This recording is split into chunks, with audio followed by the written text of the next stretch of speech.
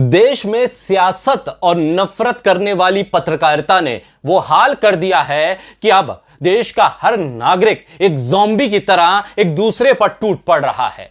जहां जो मिल रहा है उसे गोली मार दी जा रही है। सिर्फ और सिर्फ मुसलमान नाम होना, कपड़े और दाढ़ी टोपी होना यह जरूरी है उस हत्या के लिए। जी हां, राजनीतिक बहस अब इस स्तर पर पहुंच गई है कि अब इस बहस के दौरान अगर वाद विवाद हो जाए तो गोलियां चलने लगती हैं। गोली चलाने वाले कोई शातिर अपराधी नहीं, बल्कि वो लोग हैं जिनके हाथों में सुरक्षा की कमान दी जाती है। जी हां, जयपुर मुंबई एक्सप्रेस ट्रेन में जो हुआ है उसे सुनने के बाद पूरा हिंदुस्तान शर्मसार है और चिंता की लकीरें उन लोगों के माथे पर होनी चाहिए जो सत्ता में मौजूद हैं। उन्हें यह देखना चाहिए कि देश को किस राह पर, किस दोराहे पर ले जाकर खड़ा कर दिया है कि कभी हम यूरोपीय देशों और उन पश्चिमी देशों की तरफ देखते थे कि जहां नस्लवादी टिप्पणी होने पर हत्या हो जाती थी, काला गोरा होने के बुनियाद पर हत्या हो जाती थी। अब भारत के भीतर भी यही होने लगा है। गोलियां चल रही हैं, चलती ट्रेन में गोली मारी जा रही है, सिर्फ इस बुनियाद पर मारी जा रही है कि आपकी राजनीतिक विचारधारा या राजनीतिक मत कुछ दूसरा है। आप किसी और धर्म के मानने वाले हैं या आप उस पार्टी के समर्थक हैं जो किसी और विचारधारा से ताल्लुक रखती है।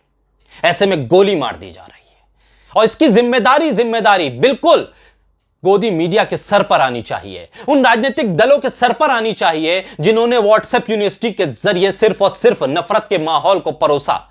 बोलता हिंदुस्तान पर मैं हूं आपके साथ मिर्जा शाकिर अली पे। जयपुर मुंबई एक्सप्रेस ट्रेन में जो हुआ है वो सुनने के बाद एक सन्नाटा सा पसर जाता है पूरे देश के भीतर। चेतन सिंह ने अपने एक सीनियर को गोली मार दी, वहां ट्रेन में सफर करने वाले अब्दुल कादिर को गोली मार दी, वहां उसी ट्रेन में सफर करने वाले एक चूड़ी व्यापारी असगर अली को गोली मार दी।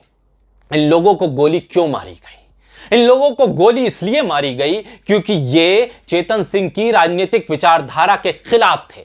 और चेतन सिंह की राजनीतिक विचारधारा क्या थी वो उसके इस कत्ल के बाद के आए वीडियो में साफ हो जाता है। वो कहता है कि इस देश में रहना है तो योगी मोदी कहना होगा।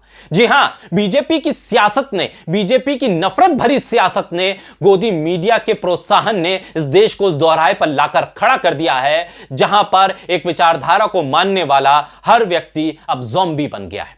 हाथ में हथियार उठाकर, बंदूक उठाकर बस गोली चला रहा है। सामने अगर दूसरी विचारधारा को मानने वाला व्यक्ति है, दूसरे धर्म को मानने वाला, अपनाने वाला व्यक्ति है, तो उसकी हत्या कर दी जा रही है और सीना पीटकर गर्व से कहा जा रहा है कि इस देश के भीतर रहना है तो योगी मोदी कहना होगा।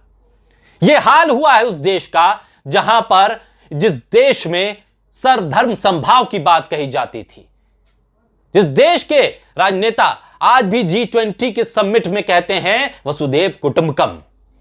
क्या इसी तरह से देश महान बन रहा है? क्या इसी तरह से देश तरक्की कर रहा है, विश्वगुरु बन रहा है? क्या इसी तरह से न्यू इंडिया आगे बढ़ रहा है?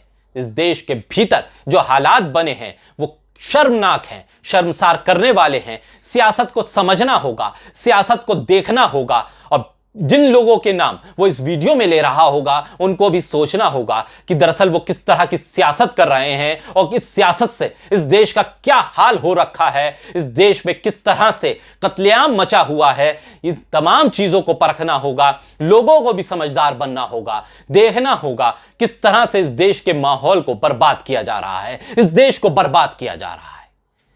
जयपुर मुंबई एक्सप्रेस ट्रेन में जो हुआ है वो पूरे के पूरे हिंदुस्तान को एक बार फिर से ये सोचने के लिए मजबूर करने वाला है कि दरअसल हम इस भारत को कहां लेकर जा रहे हैं, इस न्यू इंडिया को कहां लेकर जा रहे हैं, इस युवा इंडिया को कहां लेकर जा रहे हैं।